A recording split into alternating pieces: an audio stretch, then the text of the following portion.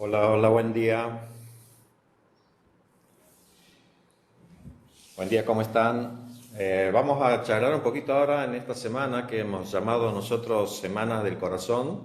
¿Por qué? Porque el 29 de septiembre se celebra el Día Mundial del Corazón, instituido por la Federación Mundial del Corazón para tratar de concientizar a toda la población de la problemática que significan las enfermedades cardiovasculares. ¿No es cierto? Entonces nosotros hemos instituido esta semana, hemos dado inicio el viernes anterior, el 22, vamos a finalizar este viernes 29, donde por supuesto están todos invitados a que participen. Vamos a hacer una jornada acá en el auditorio del Ministerio de Salud, del edificio nuevo. Vamos a hablar un poco sobre las cardiopatías congénitas. Va a estar el doctor Truncheliti hablando sobre cómo vamos a hacer la pesquisa, cómo tenemos que hacer para nosotros detectar los problemas cardíacos en los recién nacidos. Después vamos a hablar sobre el tema de muerte súbita y vamos a finalizar con un taller de RCP. La temática en general de esta semana ha sido muerte súbita y RCP, ¿no es cierto? Porque eso ha sido una consigna de la Federación Argentina de Cardiología y de la Fundación Cardiológica Argentina para este año. Nosotros ya todos los días estamos haciendo alguna actividad, ¿cierto? Hoy también vamos a ir al cruce a dar un taller de RCP, mañana vamos a estar en la UPA ESMATA y el viernes cerramos acá con este acto central de finalización de la Semana del Corazón. Y con ese motivo, pasame Meli la otra diapositiva,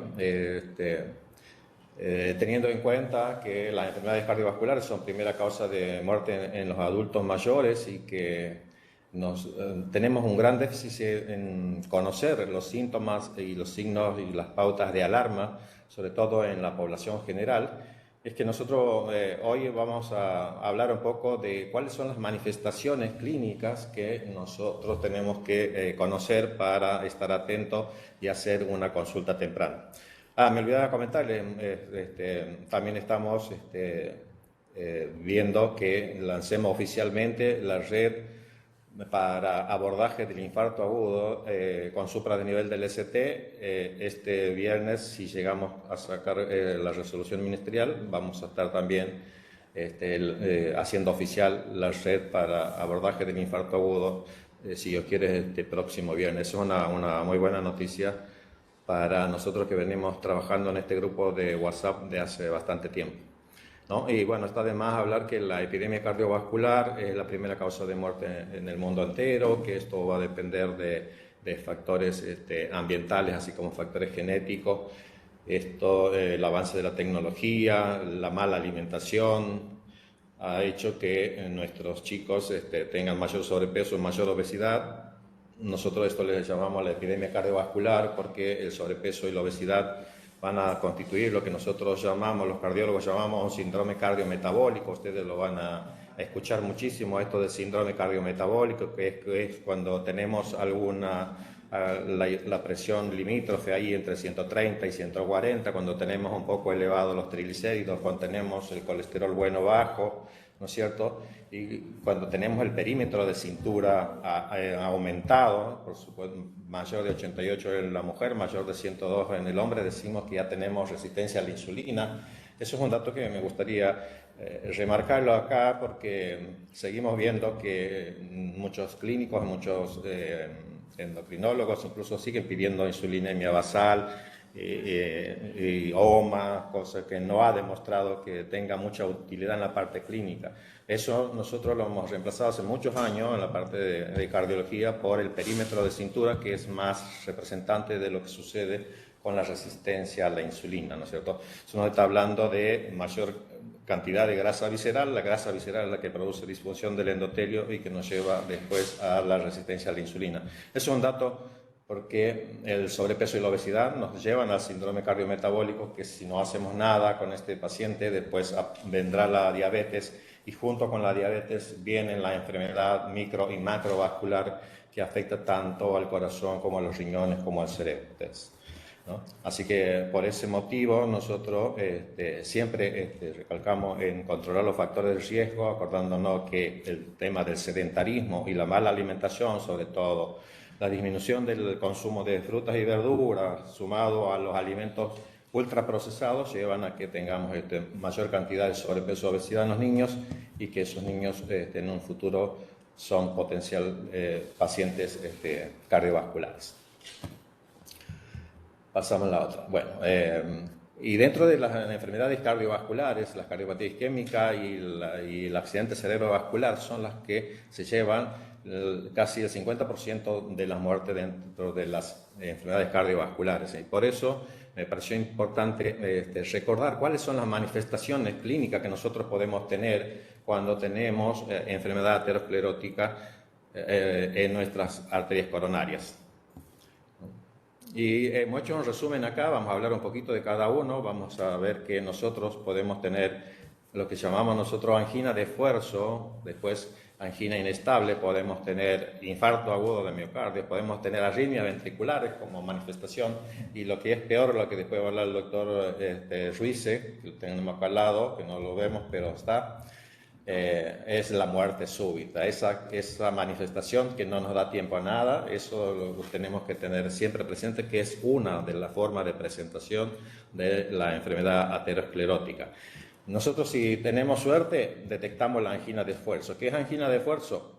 Dolor precordial, que generalmente es tipo opresivo, ya vamos a hablar de las características bien, que se presenta a determinados grados de esfuerzo. Según el esfuerzo que hagamos para que el síntoma empiece a aparecer, vamos a clasificarlo nosotros en eso, en angina clase 1, grado 2 o grado 3, ¿no es cierto? Pero bueno, eso es a dolor que aparece con el esfuerzo y mejora cuando nos quedamos quietos. Eso significa una obstrucción fija de una arteria coronaria, ¿no? Esta misma manifestación nosotros lo podemos tener en los miembros inferiores y es un dato también a tener en cuenta, porque pacientes que van caminando, le duele la pantorrilla, se tienen que parar, cuando se detienen, le calma el dolor, significa arteriopatía periférica, ¿no es cierto? Y eso en general está muy correlacionado con la enfermedad de las coronarias, así que todos esos síntomas los tenemos que conocer, ¿no es cierto? Eso entonces, angina de esfuerzo, dolor, que puede estar localizado a veces en el estómago, que voy caminando, dice el doctor, y tengo ganas de eruto, y por ahí me mejora un poco, sigo caminando y dejo de sentir, pero cuando me detengo, mejora esos síntomas, ¿no es cierto? Siempre tenemos que pensar que es una manifestación de obstrucción fija de una arteria coronaria, ¿no es cierto?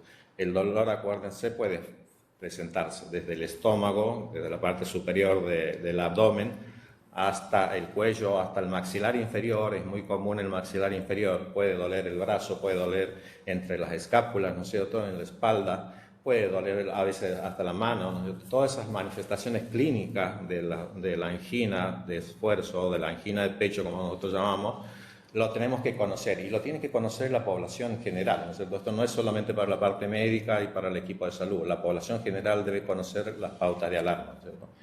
Entonces, ahí tendríamos una angina de esfuerzo. El otro cuadro es la angina inestable. Esto es un poco más grave. La angina de esfuerzo como que nos da tiempo. Nosotros con el tratamiento médico podemos mejorar eso, ¿no es cierto?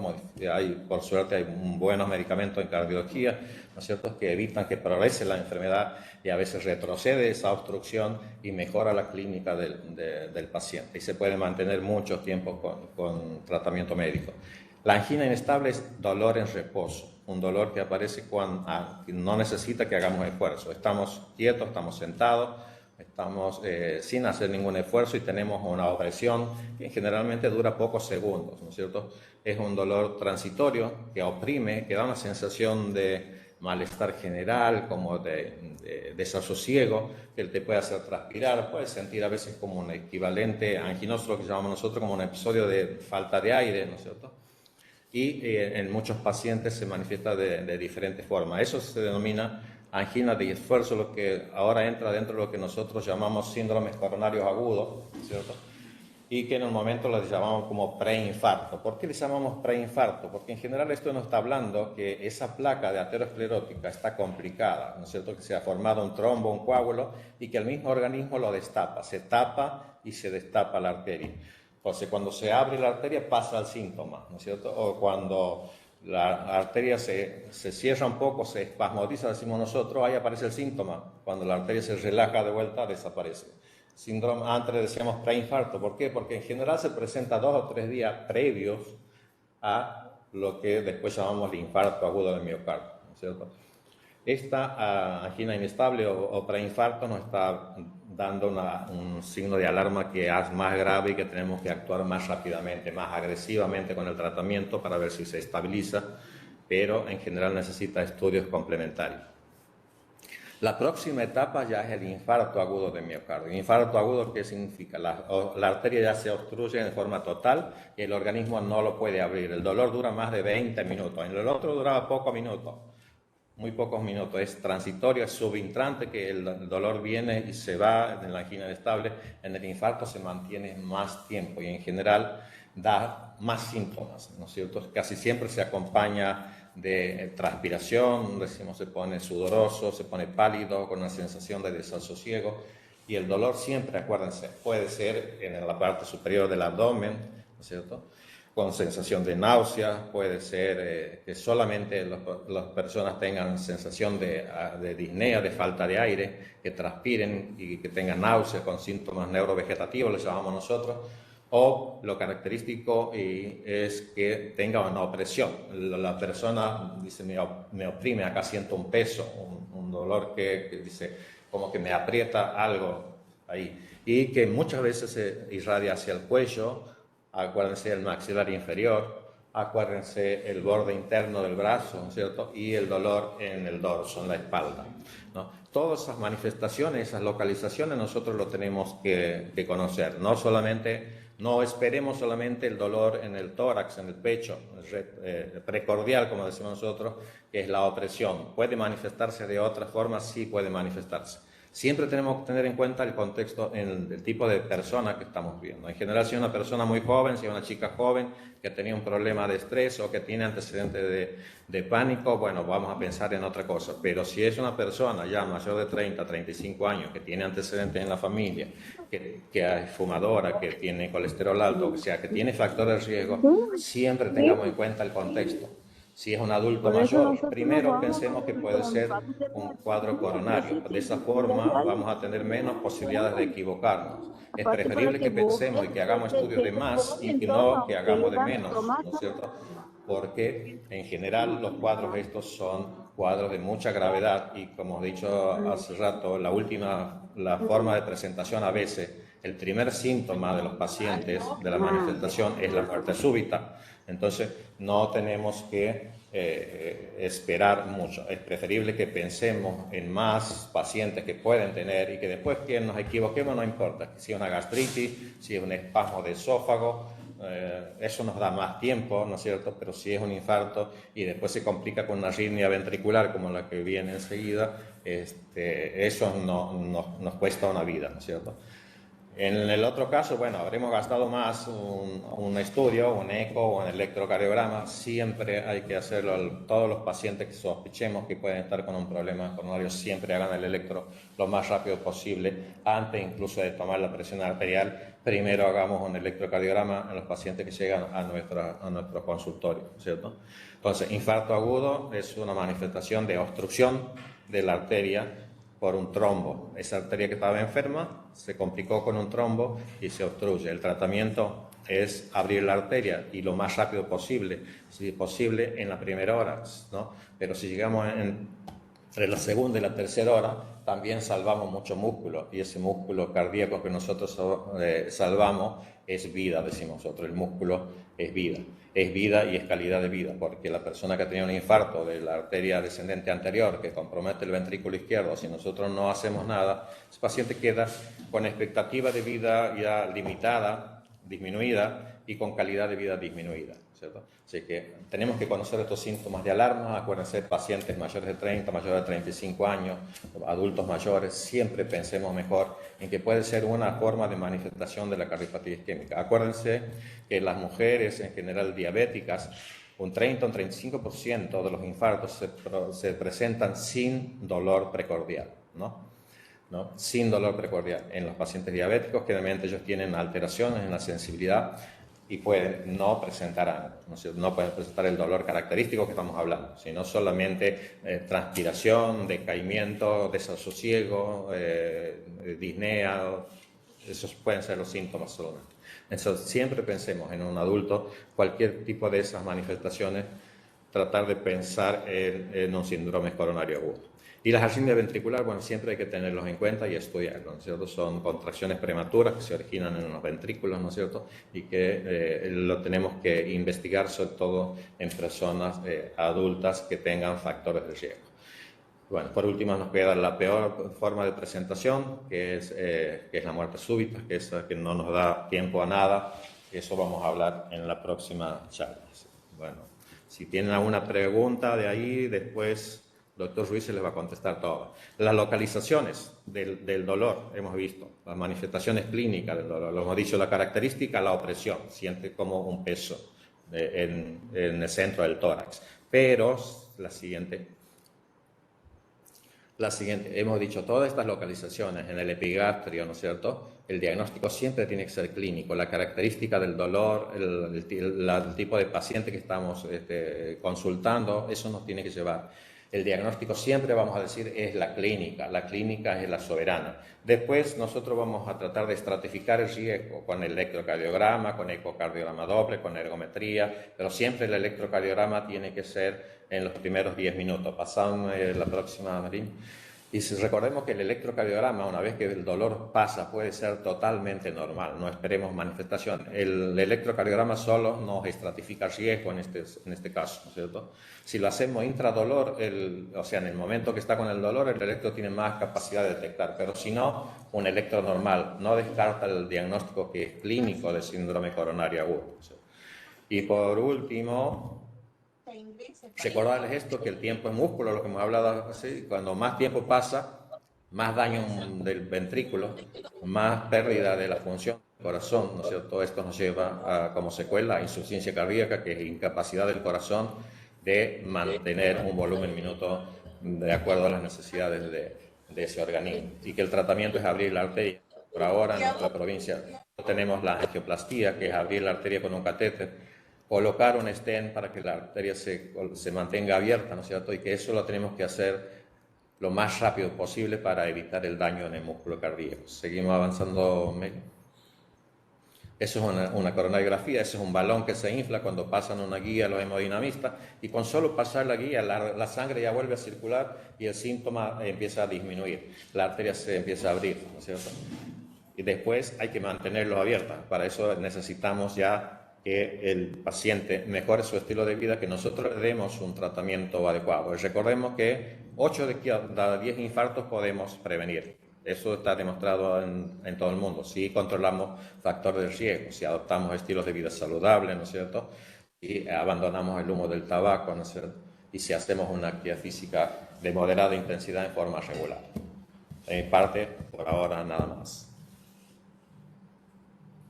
Excelente, Luis, la verdad que como siempre, excelente. Me parece que algunos mensajes me estaría bueno también dejarlo. Entonces, lo que vos dejaste, por un lado, que es importantísimo, educar, me parece. Me parece que todo lo que estamos acá, sí, sí. atrás, es la educación a la comunidad, me parece. Educación para la comunidad, con síntomas y pauta de alarma, me parece que es una acción muy importante que nosotros tenemos que implementar. Los educadores sanitarios en esto tienen más capacidad que nosotros, así que lo tenemos que convocar a todos, a los agentes sanitarios, a los educadores para la salud, que hagamos talleres y que difundamos, que hagamos de video donde la gente pueda reconocer cuáles son los síntomas que hay que tener en cuenta, y que la consulta temprana y oportuna mejora el tratamiento de los cuadros estos. Y en otra cuestión ahí, cuando nosotros hablamos de síndrome coronario, fundamental la clínica, dejaste vos como mensaje. Y creo que eso es importante, porque no importa dónde estemos, si estamos en nuestro hogar, si estamos en un centro de salud de atención primaria, en un hospital, cuando viene una persona, está demostrado que el 50% de las causas de dolor de pecho, de diferentes manifestaciones, el 50% probablemente sean cardíacas. Entonces, el primer punto, tenerlo en cuenta. Hay un dolor torácico, lo que hay que hacer lo más rápido posible es un electrocardiograma. Totalmente. Sí, sí, eso es la recomendación en el mundo entero. Incluso antes de que le controlemos la presión, porque nosotros empezamos a controlar la presión, lo pesamos, lo medimos. No, el electro lo más rápido posible. Y bueno, ahora que vamos a tener el reinfarto, la idea es que todos los centros estén conectados a ese grupo de WhatsApp. Y si no tienen un cardiólogo ahí, que lo suban a ese grupo de WhatsApp y que se lo pueda evaluar ante la sospecha. Eso va a ser la recomendación. ¿Por qué? Porque si no, nuestros pacientes que atendemos en la parte pública nunca casi llegan en horario. Acuérdense, 6 horas es lo ideal es abrir la arteria antes de las 6 horas, porque si no ya quedan secuelas. Nosotros podemos abrir hasta más tarde, sí, los beneficios son muy limitados, ¿no es cierto? Y muy acotados. El daño ya se produjo después de 6 horas y solo vamos a tener mejoras en las otras territorios de la arteria, pero la secuela queda bastante, ¿no es cierto? Los beneficios son. Y nuestros pacientes, nosotros tenemos que tratar de que lleguen a horario. Eso es una de las inequidades más grandes que tenemos en nuestra parte pública, que nuestros pacientes que no tienen cobertura social, que no conocen, que tienen déficit de educación, llegan muy tarde porque nosotros demoramos en atenderlo y porque cuando a veces lo detectamos, lo mandamos a lugares donde no le van a solucionar, no lo tenemos que mandar al hospital regional, no hacemos urgencia todavía en el regional, no tenemos urgencia en la Independencia, no tenemos urgencia en el Sidbanda. O sea, el Ministerio de Salud tiene convenio, tiene contrato con la parte pública, donde tenemos servicios de hemodinamia muy nuevos, muy actualizados, con gente muy capacitada, donde se le hace el tratamiento adecuado al infarto. Nosotros en la red de infarto decimos, el paciente lo detectamos y lo mándelo a tal sanatorio. En este mes está el Sanatorio Alberdi, el próximo estará la Clínica Yunes, o después el Instituto de Cardiología, después el Sanatorio 9 de Julio, pero todo lo tenemos organizado y eso es urgencia. A cualquier hora del día están disponibles. Eso lo tenemos que conocer todos como comunidad, como parte del equipo de salud y tratar de disminuir esos tiempos, porque vamos a ver que eso es fundamental para mejorar los resultados y mejorar el tratamiento. Si no, nuestros pacientes van a llegar siempre tarde y lamentablemente, como no conocen los síntomas, como no tienen una obra social, llegan tarde, ¿no? La diferencia es el paciente. Vive en el microcentro, tiene OSDE, conoce los síntomas de alarma, sabe que no va a ir al Sanatorio San Francisco, tiene que ir a un sanatorio donde le van a solucionar el problema. Entonces ese paciente llega a tiempo, se le abre la arteria y el infarto se previene, ¿cierto? Esa es la gran inequidad entre los que tienen cobertura social, los que tienen educación para la salud y el paciente que nosotros manejamos en el primer nivel de atención en la parte pública con cobertura pública exclusiva. Esa brecha, esa inequidad, esa diferencia tenemos que nosotros tratar de disminuir y de que todos nuestros pacientes reciban igual tratamiento. Perfecto. Ayer estuvimos justamente en el Hospital Mamantula dando una charla también de síndrome coronario agudo y en esta la idea, me parece resumir, las últimas guías de la Sociedad Europea de Cardiología en el manejo de los síndromes coronario agudo nos dice claramente, si vamos a un resumen de todo lo que vos hablaste, tenemos que tener en cuenta que las personas pueden llegar a nuestro centro, no importa si es una UPA, un CAPS, un hospital, con algún malestar, sin muy poquitos síntomas, o algún otro con el 80% de las formas, el dolor de pecho opresivo, que lo contó Luis, que puede irradiarse a la mandíbula, al brazo, a la parte dorsal, o puede aparecer como una epigastralgia, si es un infarto inferior. Aparte, en las mujeres, en diabéticos, en personas adultas, hay un 20% que se presentan formas típicas, sudoración, transpiración, fatiga, taquicardia, desesperación, ansiedad. Entonces tenemos que tener en cuenta, porque la otra forma sería ya en shock. Yo siempre cuento ese de shock cardiogénico. Me tocó a mí una vecina, tenía 35 años, yo estaba hace 10 años atrás, estaba de guardia, saliendo de la guardia me llaman que la vecina estaba mal. Justo estaba a 3 minutos de mi casa, llego. La vecina tenía 35 años, diabética, obesidad, fumaba y estaba sentada afuera en una silla, todo transpirada, con una sudoración, con una ansiedad, le dolía el pecho, estaba en shock, tenía muy poco pulso, bajo pulso, tenía presión baja, tenía el electrocardiograma en el auto, hago el electro, la paciente que presentaba un infarto agudo de miocardio. Si nosotros vemos, todo el electro era con la elevación del ST, la paciente estaba con infarto de miocardio, hace 2 horas había pasado por 2 servicios de guardia le habían puesto diclofenac, porque cuando fue con el dolor, subestimaron totalmente por ser mujer, y sabemos que la mujer se muere por enfermedad cardiovascular. La primera causa de muerte en la mujer son las enfermedades cardiovasculares.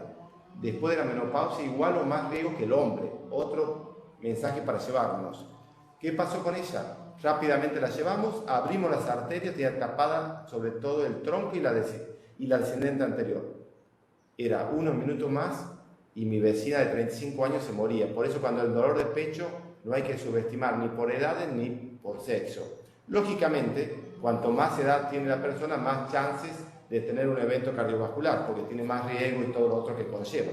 Pero creo que otro mensaje de llevar. Y después de esto, la otra presentación que se puede presentar de un síndrome coronario agudo, tanto sin o con elevación de CT, es la muerte súbita.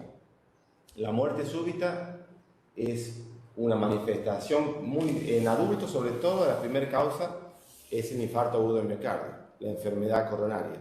Así que ahora me gustaría hacer, si alguno tiene alguna duda, alguna consulta, alguna sugerencia, alguna experiencia, contar de lo que habló Luis, que nos comente ahora y después seguimos con la muerte súbita.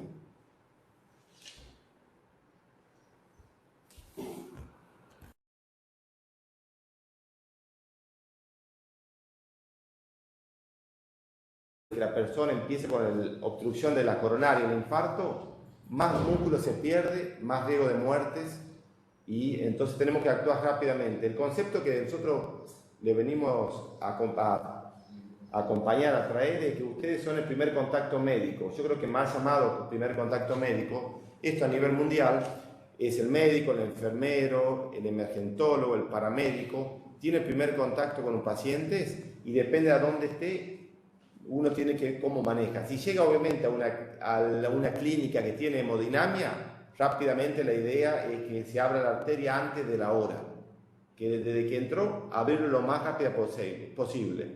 Si viene uno de la UPA, habla alguien del domicilio, del ejército argentino, llama a la ambulancia 107, va a la ambulancia, que la ambulancia le haga el electro antes de los 10 minutos de llegar, ve el supra del nivel del ST, ve el síntoma, y la idea es que directamente la ambulancia se comunique con el centro que tiene hemodinamia y lo traslade. Y antes de la hora y media el paciente tenga la arteria abierta, abortemos el infarto. Ahora, si va a un centro, que seguramente desde que todo lo que estamos acá, va a su centro, tanto UPA, CAPS u hospital, no tienen hemodinamia, ¿qué tienen que hacer ustedes? Hacer el electro rápidamente, diagnosticar, si tienen una duda a través del grupo de WhatsApp de código de infarto, nosotros lo ayudamos, y la otra es ayudarlo a derivar rápidamente, que la ambulancia salga de su centro, de su UPA, que no pase por el hospital, porque el hospital, si no tienen para hacer hemodinamia, va a perder tiempo el paciente. Desde la UPA o desde el hospital, vaya directamente al centro que esté de guardia para hacer la angioplastia primaria, abrir la arteria y colocar el stent seguramente. Siempre está sugerido antes de las 6 horas, mejor, es de otro concepto. Lógicamente que el tiempo es músculo. Y en ese contexto, nosotros la verdad que tenemos en Argentina más de 100.000 muertes por año por enfermedad cardiovascular, como dijo el doctor Orellana. Dentro de esas 100.000 muertes, ¿qué nos pasa? 40.000 personas se mueren por muerte súbita. Entonces es importante hablar de muerte súbita. Ahora vamos a tratar de compartirles a mi nueva presentación. Denme un segundito, problemas técnicos.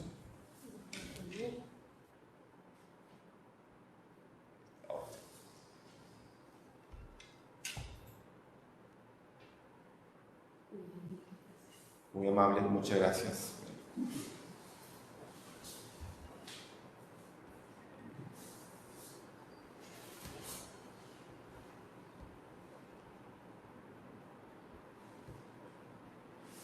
¿No hay nadie con duda o no están escuchando directamente? ¿Alguna duda, por favor? Por el chat están preguntando si se podría ir dando aspirina en el momento de la emergencia. Sí, muy buena pregunta.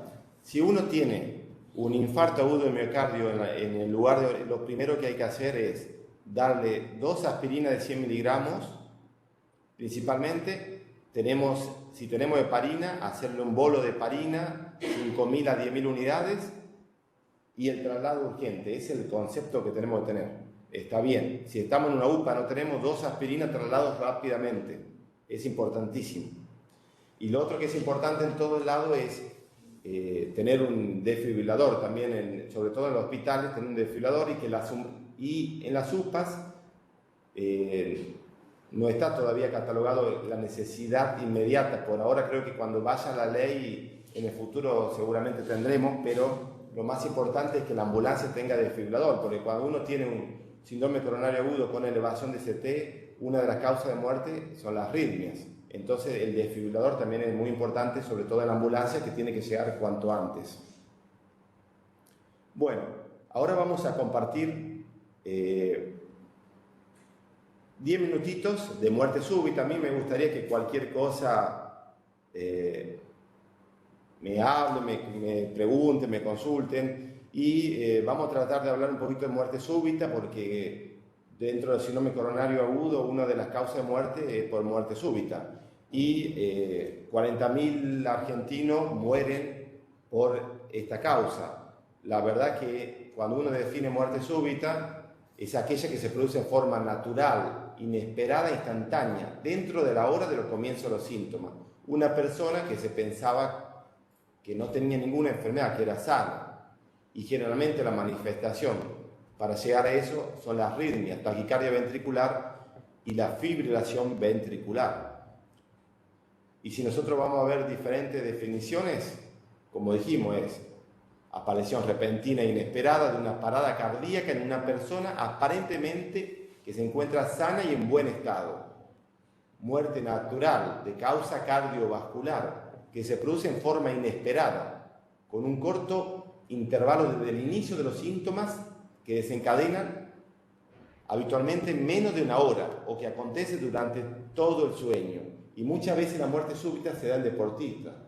Entonces uno dice, generalmente se da antes o una hora después de realizar deportes.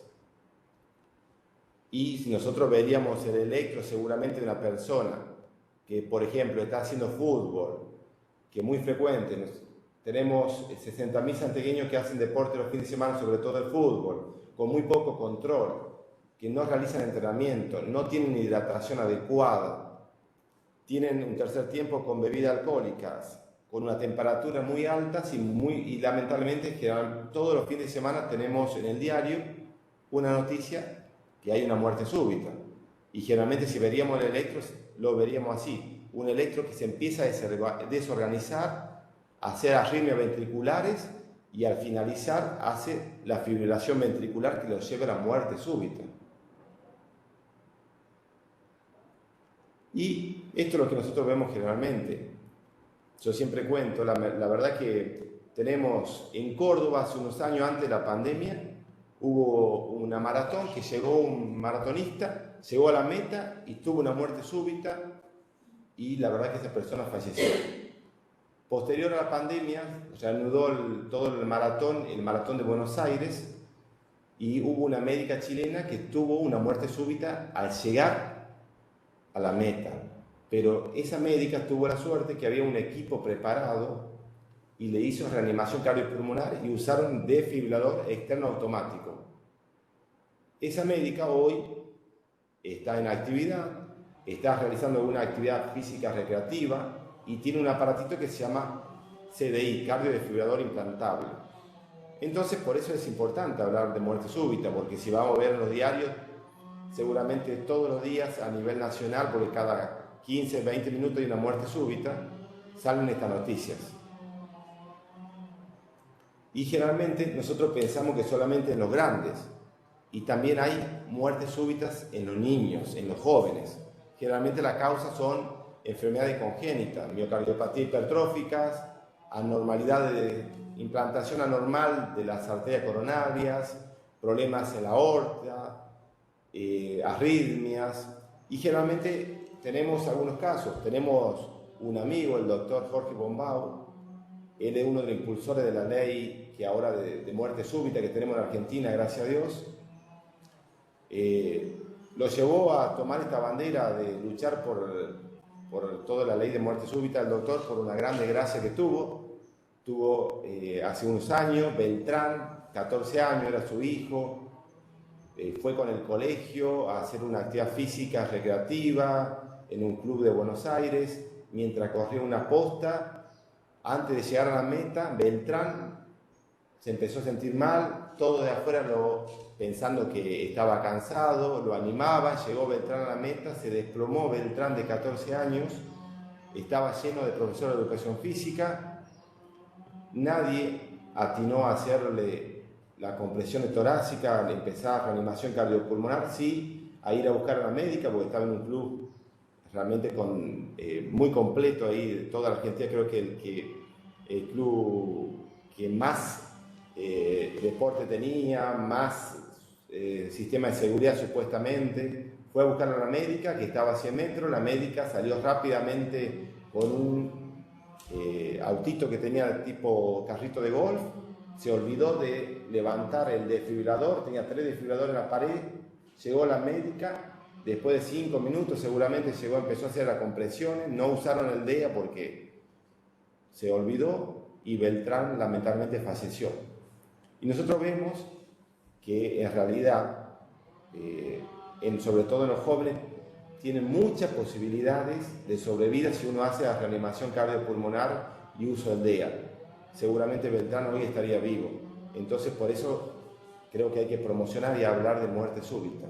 En los niños también puede pasar a nuestros hijos, nuestros sobrinos, nuestros nietos. Entonces es importante hablar de muerte súbita y también de aprender a hacer RCP y usar el DEA. En los adultos, más como habló el doctor Orellana, principal causa de la enfermedad coronaria. El problema es que hay muchos factores de riesgo y hay mucha falta de control, entonces uno por ahí no tiene síntomas y la primera manifestación, el primer síntoma es la muerte súbita. Entonces por eso es importante, por supuesto, primero la prevención y si no logramos hacer la prevención, detección de la enfermedad coronaria, y si a pesar de todo tenemos una muerte súbita, tenemos que aprender a hacer reanimación cardiopulmonar y tener un desfibrilador automático externo cerca. Si nosotros podemos ver el video, este video muestra futbolistas que ¿por qué mostramos esto? Porque realmente todas las cámaras están en este deporte de alta competencia, con mucho manejo de plata, situación económica más complicada, y lamentablemente a pesar de eso, el jugador entre 17 a 30 años tiene muerte súbita. Y hace unos años, ¿qué le hacían? Trataban de desobstruir la vía aérea. Nadie hizo una compresión torácica. El jugador falleció. Y ahí se muestra cómo se presenta en la vida real la muerte súbita. Si ustedes ven este jugador, se desploma. Si ustedes lo ven, este jugador lo que hace, todo el mundo no tiene protocolo, lo ponen de costado, no está respirando, no tiene pulso, todo el mundo se desespera, nadie hace compresión torácica y ese jugador de 20 años murió. En el Sevilla, en el 2007, estamos hablando hace pocos años, jugador de 22 años. Ustedes también ahora pueden observar cómo se desploma ahí al lado del arco, desplomado, todo el mundo desesperado, va al cuerpo médico, lo ponen boca abajo, tratan de agarrarle la lengua, lo que no hay que hacer, y el jugador termina muerto. El problema es eso también, que no hay protocolos. Entonces, con la nueva ley de muerte súbita y ahora con ya la formalización nuestra, también creo que va a ayudar, tenemos que hablar. Ustedes ven ahora cómo se desploma este jugador. Todo el mundo se desespera, quieren abrir la boca, lo sacan con un ambú, pero no le hicieron compresión y lógicamente murió el jugador. Y así muchos casos de estos. Lo que quiero que llevemos que la muerte súbita es muy frecuente y que cuando uno presenta muerte súbita, hay que hacer cuanto antes las compresiones torácicas. Cada minuto que se retrasa la reanimación cardiopulmonar, las probabilidades de supervivencia disminuyen un 10%. Tenemos muchos casos, ahora con todo esto que mostramos el video, pero tenemos casos que van cambiando. La guía, ¿qué nos dice? Se recomienda facilitar el acceso público a desfibriladores en lugares donde sea probable sufrir una parada cardíaca. Eso es lo otro. Primero, empezar las compresiones y rápidamente tener a disposición un desfibrilador externo. Otra cosa que nos dicen las guías, se recomienda que los testigos inicien RCP de forma inmediata tras una parada cardíaca. Ustedes pueden ir a la calle, pueden estar en su casa y algún familiar, un vecino, un conocido o alguien desconocido sufre una parada, lo primero que hay que hacer es la compresión torácica y pedir el uso un desfibrilador automático, llamar al 107. Pero todo esto no solo lo decimos nosotros, sino todas las guías. Y hay, a nivel mundial, tenemos unas imágenes. El capitán de Dinamarca, Eriksen, si ustedes lo ven ahí, lo van siguiendo las cámaras y ahí se desploma. El ejemplo típico de muerte súbita. Pero acá ya un ejemplo que ya estaba protocolizado, todo el equipo sabía qué hacer ante situaciones así. Llamaron rápidamente a los médicos, hubo uno de los jugadores que empezó a hacer las compresiones torácicas, se pusieron todos alrededor del jugador, o el capitán fue a hablar con la familiar y con la esposa para calmarla, para que no obstaculice el momento donde estaban haciendo las compresiones. Inclusive en las cámaras se vio que usaron el desfibrilador. El jugador, después de eso, lo llevaron y el jugador tiene una muy buena calidad de vida. Eriksen le colocaron después un desfibrilador, un CDI, un aparatito tipo marcapaso. Eriksen estuvo en el Mundial de Qatar, jugó al fútbol, entonces vale la pena hablar de muerte súbita y empezar a hacer la reanimación cardiopulmonar cuanto antes. Y en el ejemplo banal, yo tengo un amigo que estaba jugando al fútbol, 40 años, delgado, deportista, la verdad que se hacía los controles, no le habían detectado nada y todos los días iba en bici de Tucumán, subía al Cerro San Javier en bici, 1 o 2 horas por día, nunca un síntoma. Fue un sábado a jugar al fútbol, tuvo una muerte súbita. Los compañeros sabían hacer maniobras de reanimación, salió de la muerte súbita. Después de eso, ¿qué pasó? ¿Cuál es la causa? Uno dice 40 años, probablemente la enfermedad coronaria. Pero en el caso de él, se encontró que tenía una alteración en el músculo cardíaco, se encontró una miocardiopatía dilatada, estaba un poco dilatado el músculo. Eso pasó hace 2 años. Investigaron, hoy mi amigo tiene un CDI, un desfibrilador implantable también, por lo cual en el caso de él hay que ver la familia. Cuando uno tiene un caso de muerte súbita, también es importante hablar de eso. Al tener una muerte súbita, en él lo estudiaron y resulta que tuvo un hermano que lamentablemente cuando tenía 16 años falleció, tuvo una muerte súbita.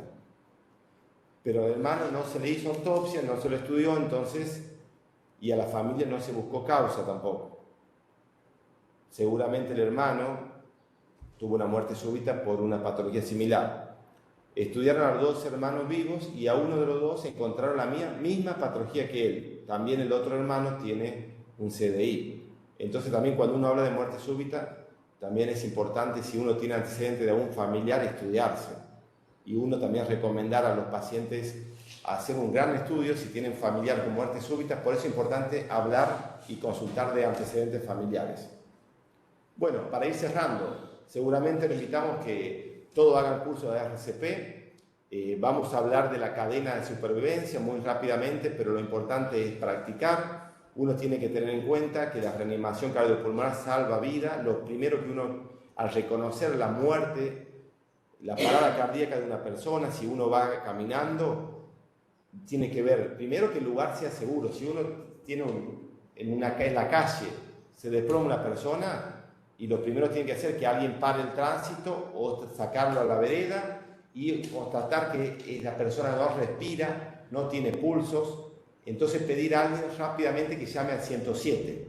Si uno está solo, una vez que constato que está con muerte súbita, llamar al 107, explicarle bien la situación, dónde es el lugar para que llegue la ambulancia y uno empezar automáticamente a hacer las compresiones torácicas. Si está en un lugar, en un club, en el ministerio, por ejemplo, tenemos un área cardioprotegida, en diferentes lugares públicos que sean áreas cardioprotegidas, pedir ahí nomás el DEA, que alguien vaya a buscar el desfibrilador automático externo y nosotros empezamos a hacer la maniobra de RCP, las compresiones torácicas. Evaluamos el estado de conciencia, cómo lo movemos suavemente en los hombros, le preguntamos, señor, señora, ¿me escucha? ¿Se siente bien? Y mientras nosotros vamos viendo eso, hablando, vamos observando el abdomen, si el abdomen se mueve o no se mueve, si respira. Una vez que comprobamos, llamamos al 107, importantísimo. Empezamos las compresiones torácicas con las palmas de la mano, entrecruzamos y las plantas, la palma de la mano la ponemos en el centro del pecho, nos ubicamos en forma como montados sobre las personas, ponemos las manos en forma, le extendemos la mano sin doblar los codos para poder comprimir. Las compresiones hay que hacerlas 5 centímetros del tórax. ¿Cuánto? 5 centímetros. La compresión en forma constante, rítmica, en una forma de 100 a 120 por minuto la compresión. ¿Esto para qué lo hacemos? Y cuanto antes mejor, ¿por qué? Lo que estamos haciendo es realizar las compresiones para que el corazón siga bombeando la sangre y no se mueran los órganos, principalmente las neuronas, que son las primeras que se mueren. Entonces nosotros hacemos las compresiones y la sangre sigue bombeando y las neuronas reciben sangre oxigenada. Apenas llegue el desfibrilador, nosotros los ponemos, ahora son la mayoría automáticos, ponemos los parches, uno en el hombro derecho, otro por debajo de la tetilla izquierda, presionamos el botón y el desfibrilador nos dice todo qué hacer. Va a detectar el ritmo y si ve que hay una arritmia, la fibrilación ventricular, nos dice aléjense y hace la descarga para sacarlo esa arritmia para ver si puede volver al ritmo normal del corazón. Si la persona vuelve al ritmo normal, te dice quédese cerca y evaluar porque puede volver a hacer la muerte súbita, la nueva arritmia. Si no, uno tiene que seguir haciendo compresiones. ¿Hasta cuándo las compresiones? Hasta que venga el servicio de emergencia, hasta que venga el 107, que va a ser seguramente maniobras de reanimación ya avanzadas y lo va a llevar rápidamente a un centro para la atención en terapia intensiva. Entonces, lo mejor es, obviamente, para resumir, mejorar los hábitos de vida para prevención de la enfermedad cardiovascular y de la muerte súbita, realizar las revisiones médicas a los deportistas. El deporte es salud, siempre que sea recreativo, tanto en niños, adultos y en profesionales, pero siempre con un chequeo correspondiente, con un entrenamiento, con una alimentación y una hidratación adecuada. Recurrir a los especialistas médicos a los deportes. Cuando hacen deportes, siempre es importante hacer todos los años un control con deportólogos, hacer electrocardiograma y ergometría mínimamente y según lo que diga el especialista, el cardiólogo, el deportólogo, demás estudios. Y lo otro es la desfibrilación. Estamos a nivel eso tratando de aprobar la ley 17.159 para que en todos los lugares que haya mucho transeúnte, en todos los clubes, haya desfibrilador y gente sobre todo que haga reanimación cardiopulmonar. Tenemos otra opción en personas que detectamos enfermedades, tenemos el DEA, que es el aparatito que es como un marcapaso, que ante personas que tienen cierta patología y tienden a hacer arritmias, el aparatito lo detecta y hace la desfibrilación. Esto también salva vidas, pero el mensaje sobre todo es: si detectamos una muerte súbita, llamar al sistema de emergencia, al 107, iniciar la maniobra de reanimación cardiopulmonar y pedirle a alguien que busque el desfibrilador externo automático. Muchas gracias y a todos quiero invitarlos para el weekend que estamos haciendo desde el Comité de Hipertensión de la Federación Argentina de Cardiología, que se va a hacer el 24 y 25 de noviembre en San Miguel de Tucumán. Bueno, muchas gracias.